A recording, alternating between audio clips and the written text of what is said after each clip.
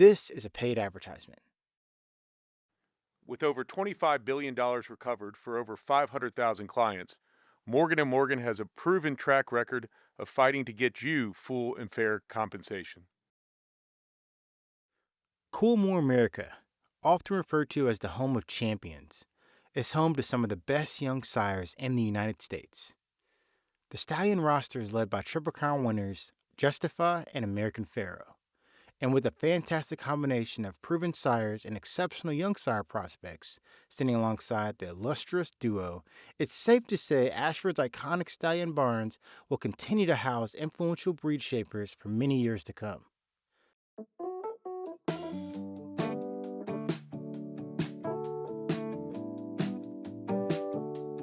Welcome to the Andy Beshear Podcast. You can download us on all major platforms or subscribe to our YouTube channel at Andy Beshear Podcast. This episode is a great one. You're going to hear from Nevada Attorney General Aaron Ford, who's going to talk about being first-generation college, then becoming a math teacher, then getting a law degree and becoming Nevada's Attorney General. He's going to talk about how he and other AGs and a few of us governors are pushing back on the Trump administration when it violates the rule of law. Then I'm going to talk with the Johns, John Rabinowitz and John McConnell, about the issues of the week. We're going to cover a lot of topics. You're going to hear how, in my Kentucky accent, we need to preserve the National Weather Service because we keep getting hammered by natural disasters. And then Brittany is going to read the questions for another segment of Ask Andy. As always, we want this episode and this podcast to be real. To make sure we can be real, we're going to follow those cast rules. Number 1, be authentic. Number 2, talk like a human being. Number 3, no debating reality. Number 4, tell your why. And number 5, have fun. And we're going to have a lot of fun in this episode, so let's get to it.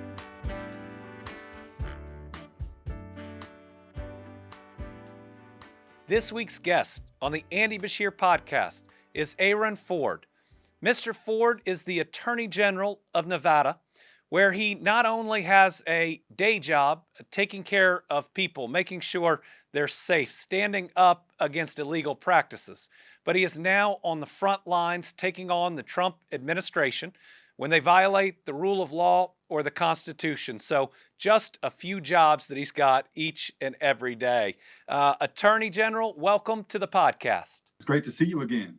It is good to see you, my friend. You have an incredible story. Living out the American dream, being first-generation college and your family. Tell our listeners a little bit about your background, growing up, what brought you to where you are today. Yeah, honestly, growing up, I never would have envisioned that I would be here. We didn't have a lot, but we had what we needed. We had faith, we had family, and we grew up on the premise that you work hard and you should be able to be successful. And by working hard, that means whatever job you had. I mean, my mom told me my first job was to keep my head in the books. That's a phrase she would always use, keep your head in the books, study. And so, we focused heavily on education early on in my upbringing. And that led me through programs like Project Upward Bound, a very important government program that took me out of the bad neighborhoods on the weekends and on the Sundays and sat me on the campus of Southern Methodist University, where I was taking extra classes so that I could graduate and go into college. And so, look, I mean, at the end of the day, again, following what my mom has always taught me, what my father taught me, my stepfather taught me about working hard and about staying true to self and focusing on being friendly to everybody has been something that has led us where we are today. And what I love in your answer is the idea that while we love this story of being self-made, there's always someone, a mentor, a teacher, a parent, and oftentimes there's some type of program for you upward bound that have sparked our interest. And I think that just reinforces how important that these programs and supporting these adults who invest in our kids and in our education, how important that is and how we have to protect it. No, absolutely right. I mean, and I swear by the program Project Upward Bound. Anytime I ever give my story, and I know this isn't going to be all about Upward Bound, but I start with that premise because, frankly, people in my neighborhoods were doing some different things. They weren't studying. I had a couple of guys up the street who were selling drugs. I had a friend who lived cat a corner to me who got arrested for stealing a school bus.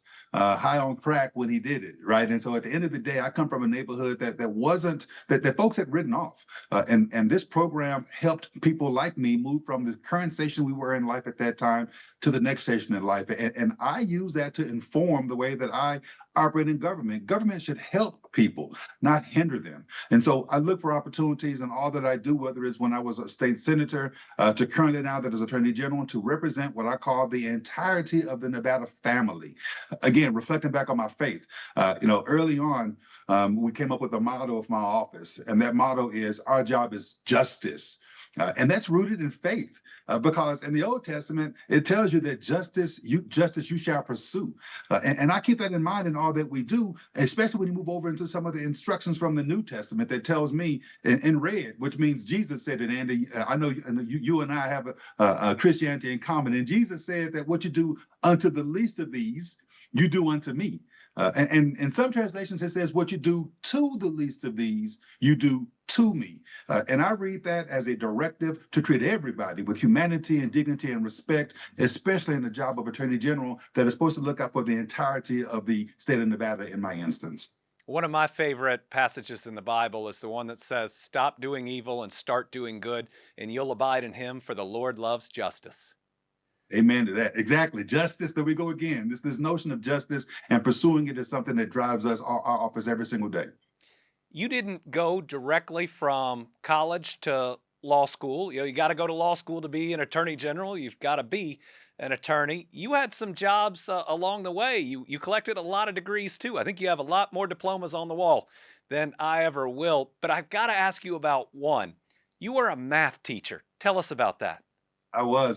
So I went to undergrad at Texas A&M University. Again, thanks to Upward Bound getting me matriculated into the university. And my degree was interdisciplinary studies, education, a fancy word for education. So I focused on math and I focused on Spanish. Came out, graduated, and my first job was down in Austin, Texas, teaching in inner city Austin, Texas at a middle school, teaching middle school math, 8th grade math. And then my wife and I got married, moved off to DC. I taught high school out there, teaching Algebra 1 and Algebra 2. Got Teacher of the Year, actually, at the school I taught at back in the day then. And then I went out to The Ohio State University, where I got a few other degrees, to your point.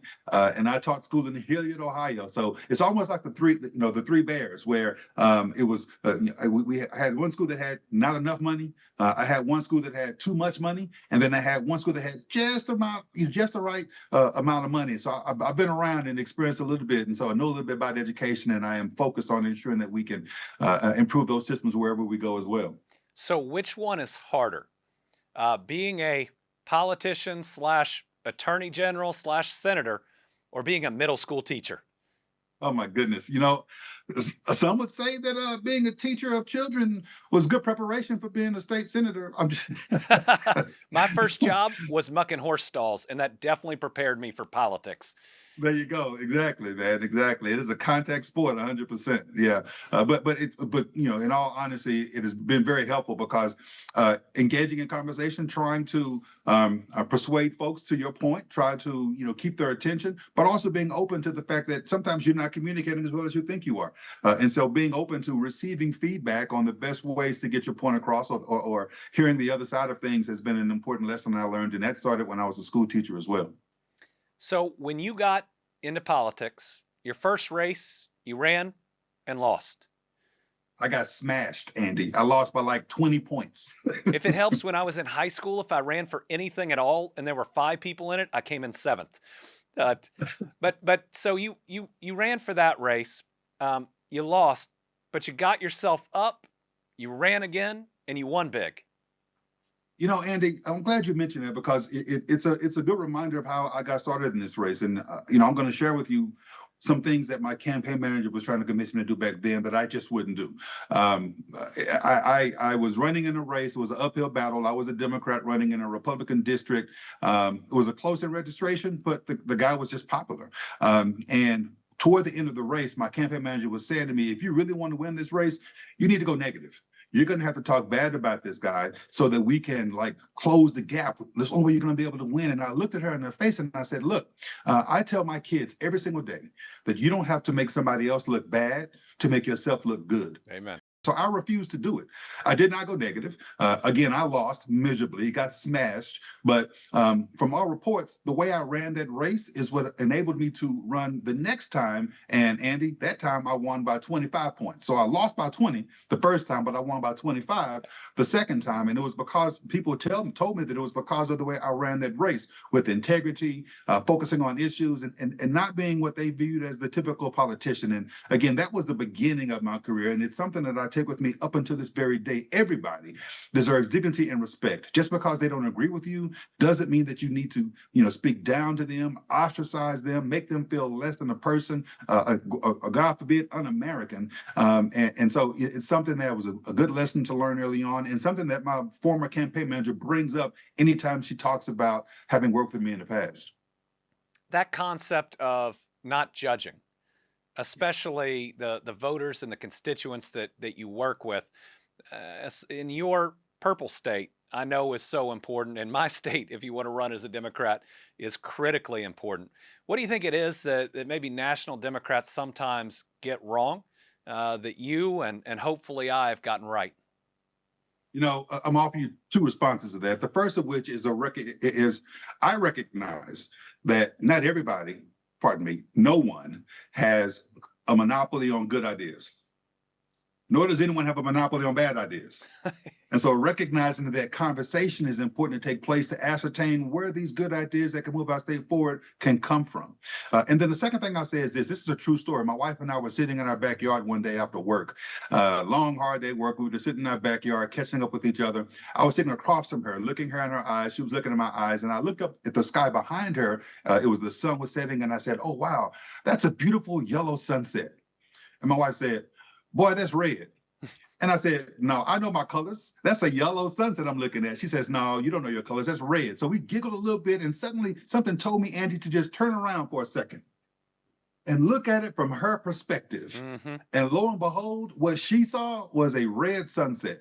And I had to turn around and look at mine, and mine was yellow. And the point is, perspective matters. And just because I have a perspective doesn't mean that yours is wrong.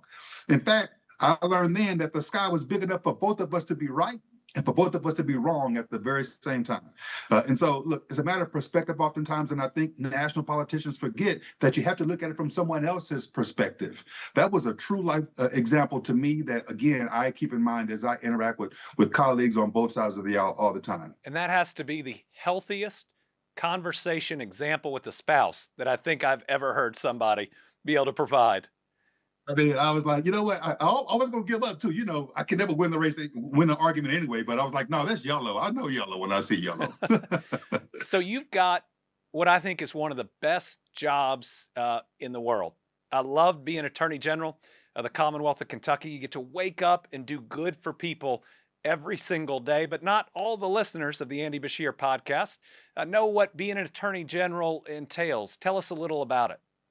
Yeah, you're right. And I'm going to answer your question, but let me a quick segue and a quick nod to you, Andy, because I was in the state Senate as the majority leader when I first learned of what effect the attorneys general could have, because I saw people like you in the fight, pushing back on unconstitutional actions from the administration, ensuring that we were standing up for everybody. And that made me want to say, I want to get into this fight and help as many people as possible, as quickly as possible, on as many things as possible, without having to go through this rat race of having to convince everybody of my particular position and have conversations around getting it done with other people who could actually go to court and get it done. And so I appreciated your work.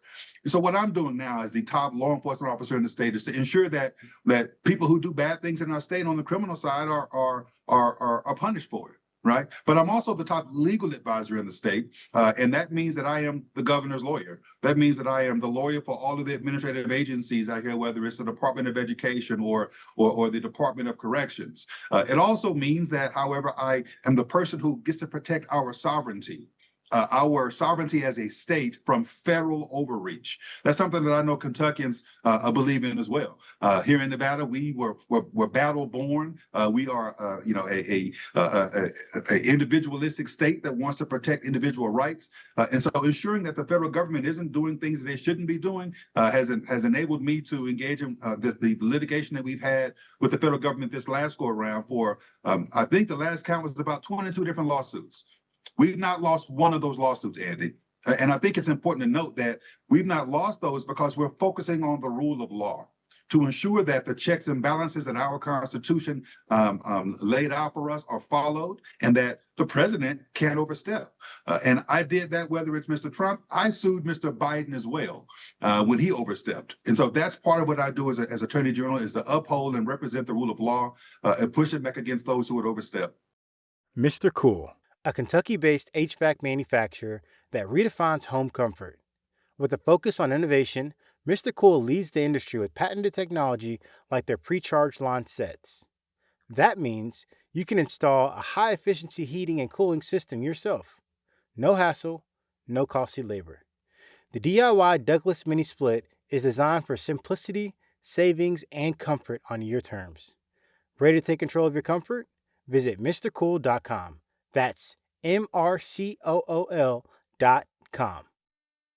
You're listening to the Andy Beshear Podcast. We have Nevada's Attorney General Ford on with us. He's just started talking about lawsuits against the Trump administration. And I believe that attorneys general are not getting their due right now. When a lot of people are saying we need to stand up and push back, RAGs, along with a couple governors, Josh Shapiro and myself, have gone to court over and over and over to uphold that rule of law in some really important areas. Tell us first about one of those initial areas was the funding freeze. When the Trump administration first came in and tried to stop payments of everything, really even including Medicaid. Yeah, it's a big problem. And look, let me back up and make an acknowledgement that I've always made since Election Day. Mr. President is our president. He won the election. I do not deny that he's our president, and he has the right to implement the promises and the platform he ran on and his policies and programs. He gets the right to try to implement, but he must do so lawfully. And when he does not do so lawfully, that's when attorneys general are required to step in. We had an oath that we took that says that we're going to defend and uphold the Constitution of the United States and of our respective states. And the instance that you're talking about, where Mr. President came in and almost immediately tried to stop trillions of federal funds that had already been allocated by Congress from being able to be distributed and be utilized in the way that they had been designated, was unlawful. Look, the president can do certain things, and it's not what he does sometimes, it's how he does it. And what he did in that circumstance was to violate checks and balances and separation of powers. The Congress has the right to allocate funds, and it was a requirement that the president allocate those funds, and they were being used by so many different entities in our state. I happened at that time, Andy, to be taking a rural tour in Nevada. I was headed to Cowboy Poetry in Elko, Nevada, which is in eastern Nevada. And I was driving from Carson. Yeah, exactly. I was driving from Carson to Elko, and I was along the way stopping to meet with recipients of grants that my office puts out. Yes. These grants were helping victims of domestic violence and survivors of sexual assault. Right. And so they were all almost to an entity concerned about what these funding freezes were going to mean about provisions of services to their clientele. And so at the end of the day, we sued and we prevailed almost immediately, got a temporary restraining order, which led to a preliminary injunction, which means that money was unfrozen, essentially, and it's being utilized today. And I see that money unfrozen that was also going to our child advocacy centers that help children that have sadly been abused, and we both need to start the healing process and seek justice for them, as well as so many other areas across the board. And thanks to your work and others, those dollars continue to flow. But as we know, that was just one instance. There were other illegal cuts. One of the most recent ones, we're trying to cut the dollars after COVID that were appropriated by Congress to make sure that we didn't face another pandemic again. They were called the COVID funds, but they were all about public health moving forward, making sure that we could do better, and then dealing with some of the damage of COVID, having more addiction services and funding. And recently, you all, and I'm a part of that case, secured another TRO to make sure those dollars kept flowing. Why don't you talk about that and the importance of those dollars? Yeah. You're exactly right. And it's another example of Mr. Trump. Look, I'm not judging the policy. He can have the policy that he wants to have. He can do what he wants to do, but he must also lawfully. And in this instance, he again tried to stop the flow of money that had already been allocated. And not only allocated, it had been like appropriated. We were like in our state about to spend this money on certain things from healthcare. And in fact, there were some educational services that were going to be jeopardized because of Mr. Trump trying to roll back money that had been allocated and essentially spent already. We joined together with probably 20 or so Democratic attorneys general, you as well as Mr. Shapiro. We were able to work with to pursue and go to court and stop this money, restoring money to educational institutions, to healthcare institutions. And incidentally, I had just been in Reno at the time, speaking to both healthcare institutions and educational institutions around the time that this freeze was coming in. And I was hearing in real time what was about to happen from the services that these hospitals were going to be able to provide to the patients, but also the types of educational programs that were being jeopardized because of the monies that were being threatened to be taken away. So I stood up, fought back along with other attorneys general and you at our side, sir. And we were, again, able to get a temporary restraining order, which has led to a preliminary injunction. And we will continue to stand up against those unlawful actions because, again, it's our job to represent the rule of law, irrespective of who the president is. It's important to explain to folks out there that these are all programs that are created by a law that Congress passes. Then they appropriate money that says you shall make these programs move forward. Then typically there's a contract between the federal government and the state or the agency. And then oftentimes we pay the money ahead of time. And what we're seeking is reimbursement.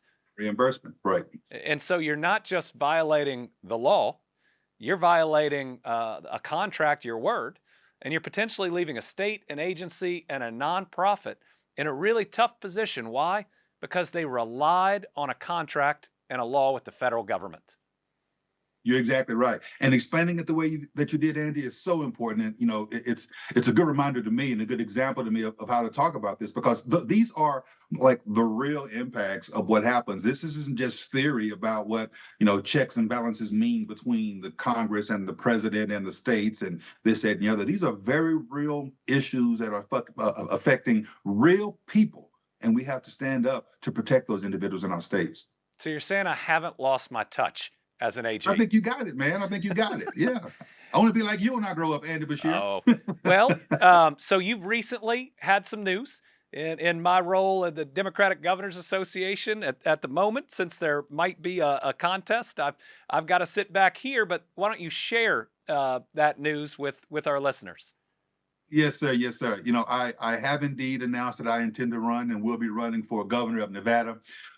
We are excited about this prospect. Again, I view it as an opportunity to continue serving the entirety of the Nevada family.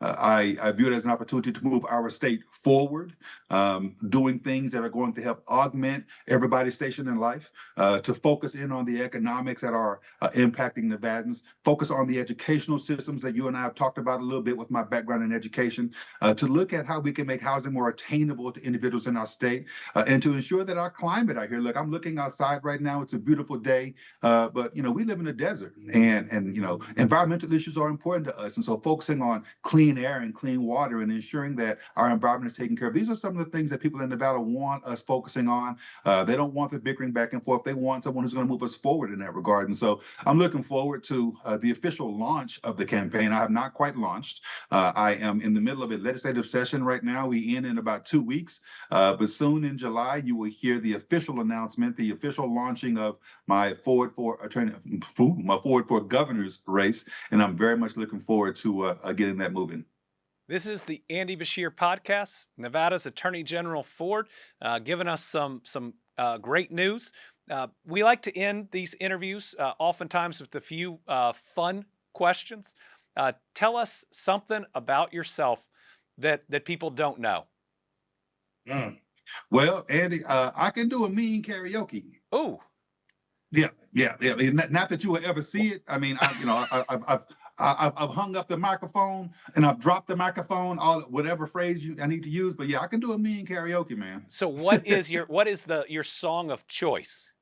Well, I actually have a wide range. I have a repertoire, if you will. Oh, wow. I can do nothing but AG thing, baby. The clean version, of course, right? The clean version, of course. But I can also talk about the brick house that the Commodores would sing about, So I have a wide range, man. I have a wide range. If you are a public official in Nevada, do you have to be good at poker? I hope not, because I'm not good at it. So. Tell us a little bit about what it's like living in a state that has so much of the population turn over every so many years. Yeah, you're reintroducing yourself to the electorate literally every single time you run, which is appropriate in the first instance. You should never get too, comfortable with the folks who you are trying to work for. But it does present a unique challenge. I mean, some estimates say that 25% of the electorate turns over every year, so that every 2 years, there are 50, half of the electorate is brand new and doesn't know who you are. So, it requires you to get out there to talk to folks, to stay engaged, to have your ear to the ground, to hear what's concerning them and try to be responsive. What's your favorite meal? Is breakfast, even though I don't eat it a lot, believe it or not. This goes back to being raised in, not having a lot of money. My mama used to tell me all the time that if you can't afford anything, bacon and eggs are usually pretty cheap. So you can eat breakfast for dinner. That's what my mama used to say. Now, these days, eggs are kind of expensive. Yes. And so I can't, I have to disagree with her a little bit in that regard. But bacon and eggs, is my favorite meal, and I usually eat it for dinner sometimes. And last, Nevada, specifically Las Vegas, is now getting all of these major sports franchises. And I admit I'm a little bit jealous. Mm-hmm. If you could go back in time and you had the talent to play one professional sport, which one would it be? I would have stuck with track. I actually ran track. I was pretty good at it, but we moved around a lot when I was a kid, and I was, moved to a different school and different coach, and didn't stick with it. But track, I would have loved to have stuck with track. I ran a 400. I was pretty good at that, and I was on the mile relay because I ran the 400, and I was pretty good. So I would have stuck with track, man. I still remember my baseball coach in high school coming to me and saying, "Andy, I think you should focus on academics." And I looked back at him and I said, "Coach, I've got the highest GPA on the team." And he said, "I know, son. I know." So I think exactly right. I think if I went back, that would be my choice. Maybe just to prove him wrong, but it's like my mama said though: keep your head in the books, Andy. You kept your head in the books, buddy. That's what you did. Well, this has been Aaron Ford, Nevada's Attorney General, on the Andy Beshear Podcast. Thanks so much for being on. Thanks for having me, Andy. Great to see you, buddy.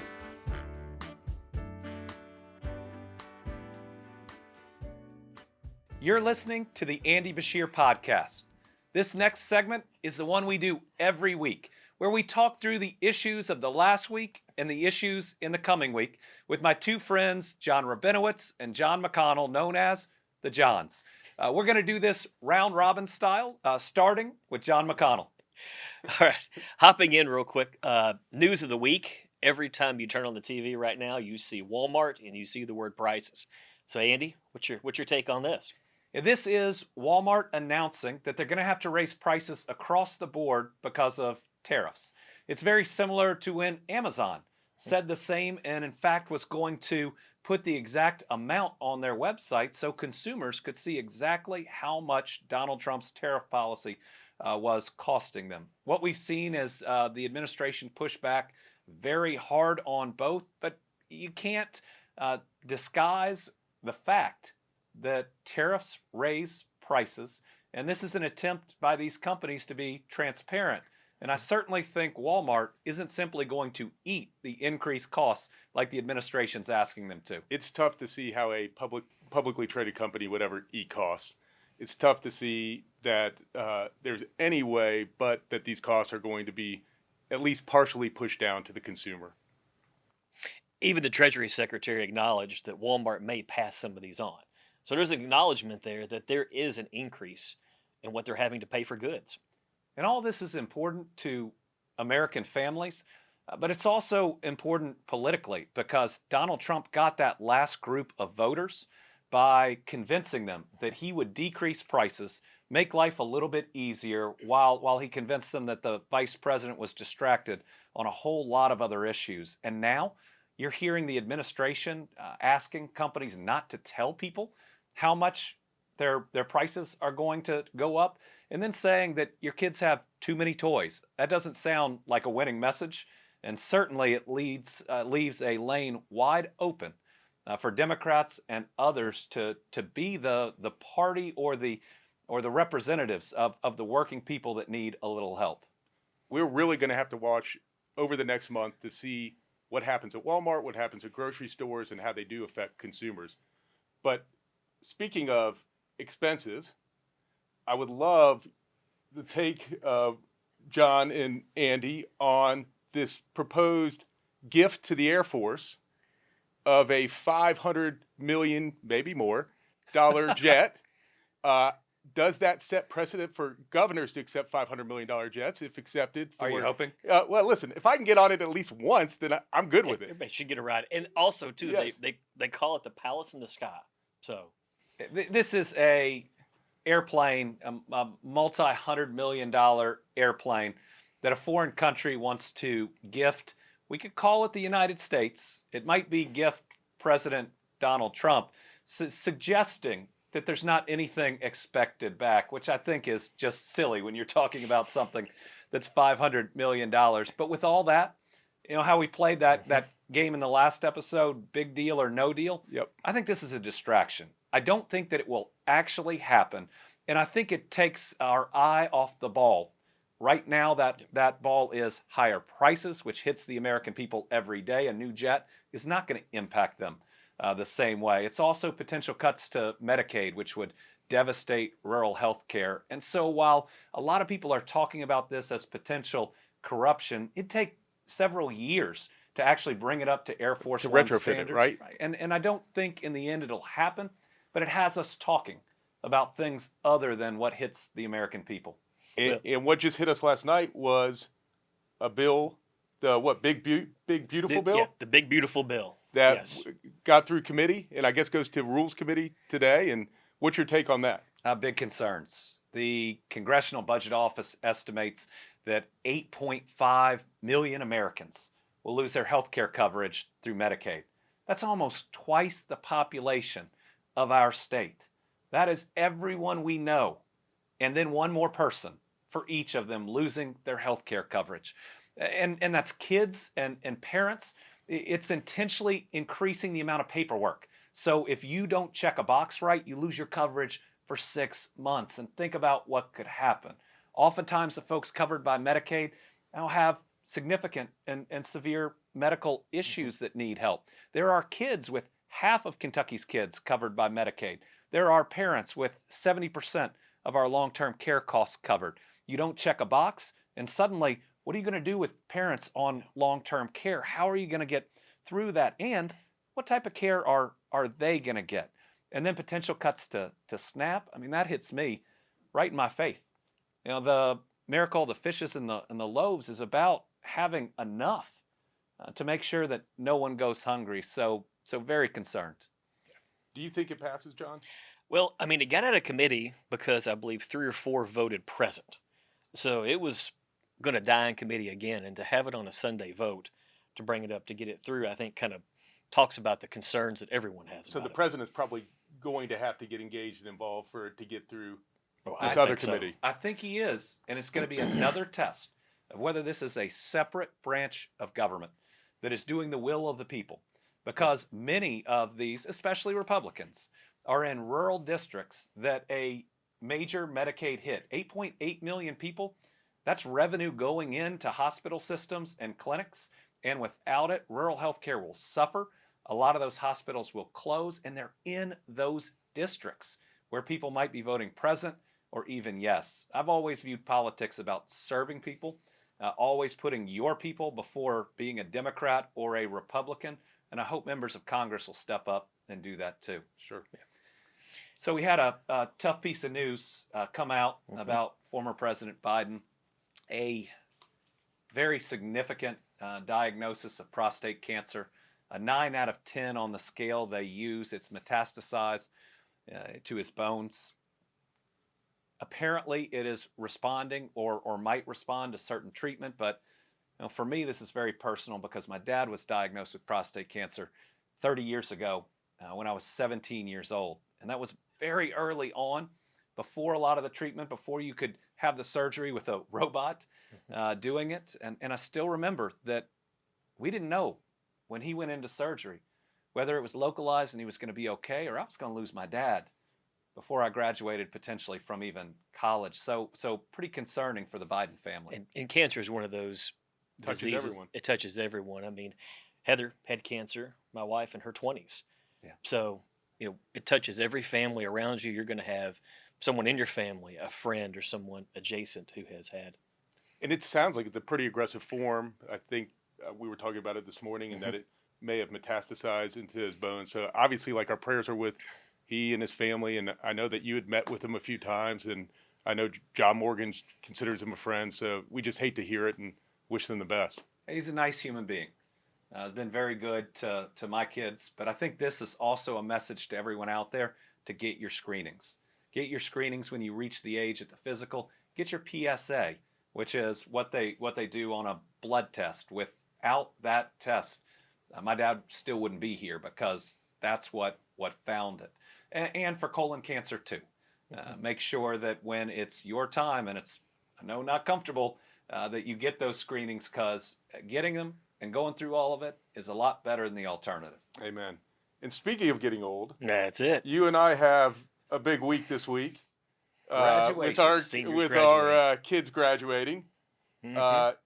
Excited for Caroline's future journey, but in John's somewhat daughter. my daughter, I'm Yeah. sorry, but also in disbelief because I never thought it would be here. I don't Yeah. know about you, John. Well, it happens. They Blink of an grow eye. and they become adults. I mean, Andy, you remember Cora back at your house when she could barely even see above the island in the kitchen.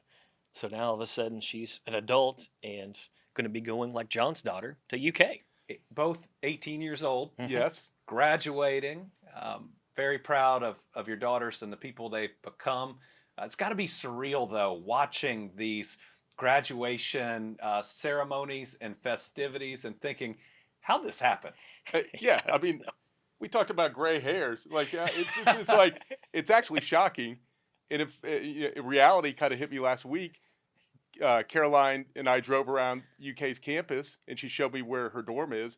And I said, well, you're still only like 30 minutes away from the house. I said, so you're going to come by like, what, once a week? Or see, she goes, maybe once a month. Maybe. Maybe. And so it is surreal. Still hasn't hit me, but I'm so proud of her and proud of your daughter. And this Saturday will be tough. It's going to be tough. And speaking of gray hair, I mean, mine just fell out. If I had gray hair, I would be happy with any color. So But you don't have any to lose over this graduation. I can't. There's not that much left. Whatever's there is already gone. Well, a big congratulations to all the parents out there and all the graduates from whichever school you're in. It's a really exciting season, and I know we've got a great generation and generations that are stepping up and are going to do great things. No doubt. Mr. Cool, a Kentucky-based HVAC manufacturer that redefines home comfort. With a focus on innovation, Mr. Cool leads the industry with patented technology like their pre-charged lawn sets. That means you can install a high-efficiency heating and cooling system yourself. No hassle, no costly labor. The DIY Douglas Mini Split is designed for simplicity, savings, and comfort on your terms. Ready to take control of your comfort? Visit MrCool.com. That's MRCOOL.com.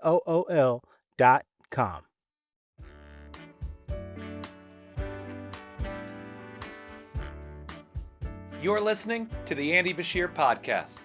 Now is the time for my Kentucky accent, where I talk about things that are going on that just aren't right, or in my accent, that just ain't right. This week are the cuts to the National Weather Service and potential cuts to FEMA. Where I live just got hammered again by another round of storms that took far too many lives. And this is happening all over the United States.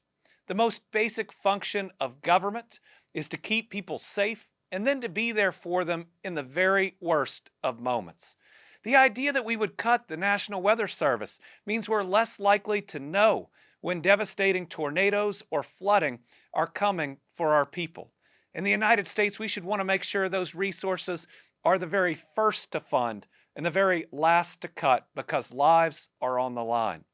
And then, when the worst of the worst happens, which is happening more and more often, when a devastating event takes everything from a family, takes a house completely away, ruins everything that people have spent decades trying to build, that's where government needs to be.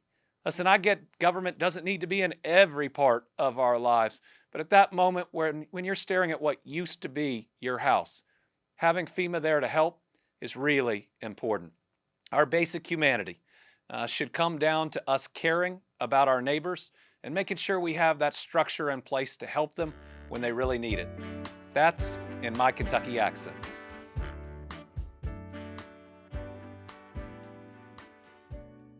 This is the Andy Beshear Podcast, available on all major platforms and on YouTube at Andy Beshear Podcast. We're now on to the most fun segment we typically have. You've seen my kids, you've seen Brittany, you've seen Ask Andy in previous episodes. Now we've got a mix of a couple of them. We're going to do our second Ask Andy, but here to help us out is my wife Brittany, who's going to interrogate me on my own podcast, and we've got John Rabinowitz and John McConnell, who are likely to pile on. Are you ready, Brittany? I think the better question is, are you ready? Oh no, not at all. Well, I think the first we'll start with the easy ones and we'll work our way up. Somebody wanted to know what your most favorite place in the bluegrass is. Ooh, well, when you're governor of a state, you've got to like all of your state. But what's exciting about where we live is you can go from hiking in the mountains to a weekend at the lake. And as long as I'm with my family, I think I'm good. Yeah. If you had to find like a real quiet place, I'm thinking Mammoth Cave way deep down in there.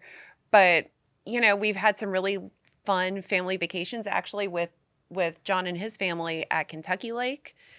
And we've done some great hikes. We've gone ziplining in Red River Gorge.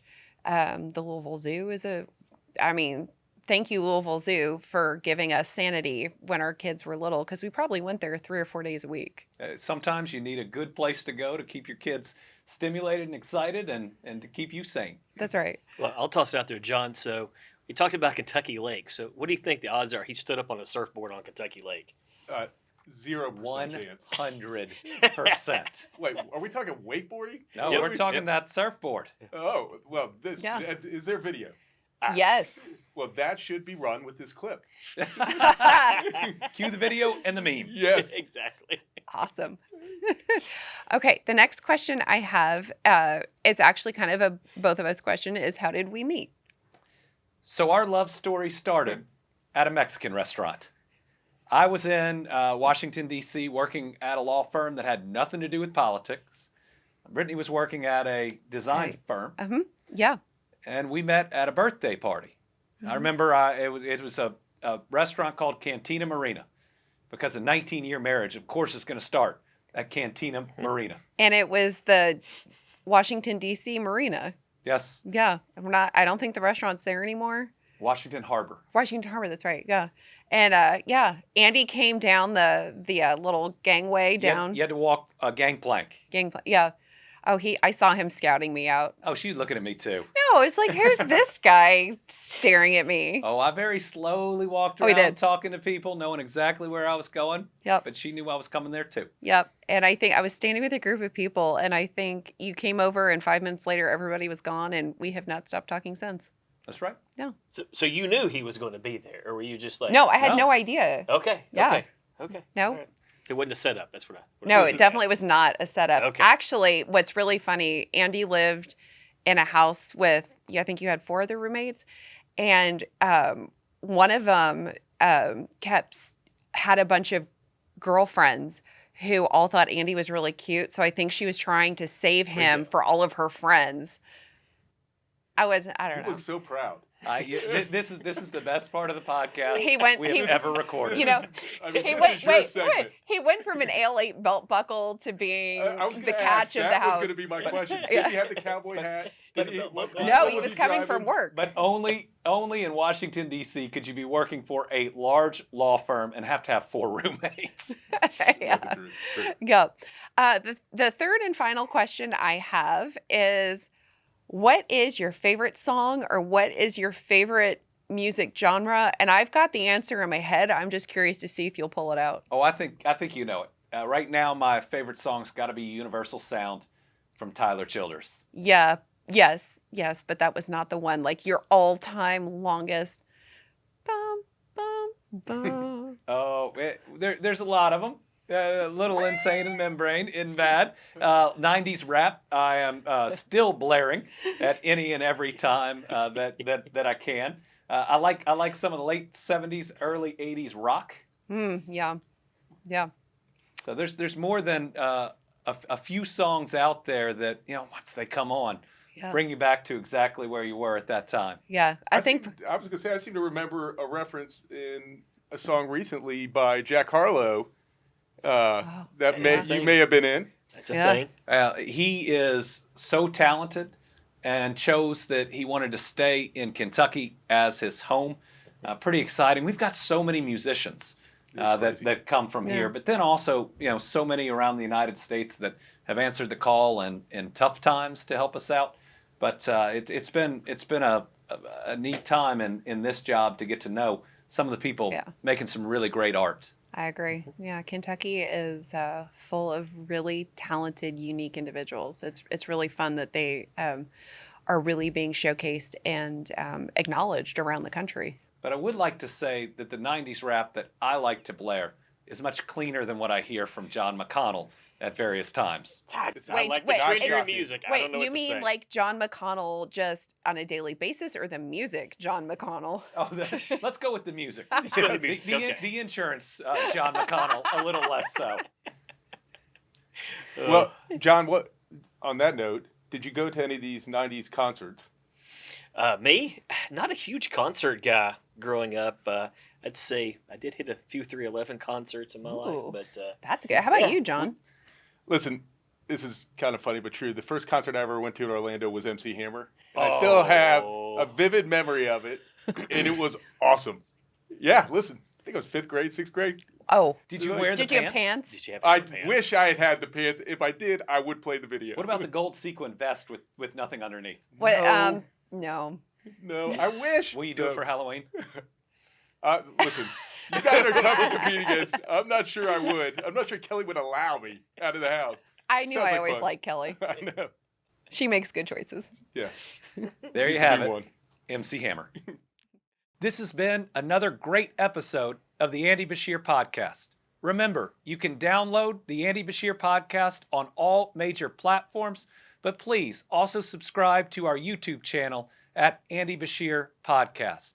This episode, we heard from Nevada's Attorney General on how he's preserving the rule of law and making sure that no one is above the law.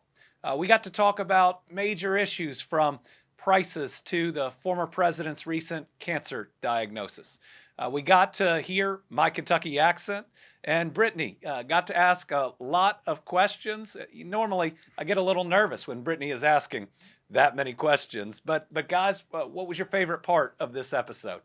Oh, I'm going to toss it in there is the fact that I had just assumed that when you first met Brittany, it was kind of set up. like she had an idea that you were going to be coming in, but instead, I mean, you actually worked the room and landed Brittany. So Nobody works. I mean, Listen, that's his favorite segment in the history of the Andy Beshear podcast. Nobody works a Mexican restaurant to find his future wife better than I do. I'll tell you what, that General Ford segment was really interesting. To his discussion on perspective and his journey, I thought that was a really cool thing to listen to. I also thought it was important in how he kept saying that he's not opposing actions from this administration because he's a Democrat, but his goal is to preserve the rule of law, and it's his job. Yep. Just he understood that, and he said it just has to be handled lawfully. And I thought that was really interesting. So another great episode, and we'll see you back here on the Andy Beshear Podcast, where we'll bring you another great guest, some good discussion, and one of my family members making fun of me. Thanks for tuning in. Be sure to subscribe at Andy Beshear Podcast on all major social media platforms. Coolmore, America, often referred to as the home of champions, is home to some of the best young sires in the United States. The stallion roster is led by Triple Crown winners Justify and American Pharaoh, and with a fantastic combination of proven sires and exceptional young sire prospects standing alongside the illustrious duo, it's safe to say Ashford's iconic stallion barns will continue to house influential breed shapers for many years to come. This is a paid advertisement. With over $25 billion recovered for over 500,000 clients, Morgan & Morgan has a proven track record of fighting to get you full and fair compensation.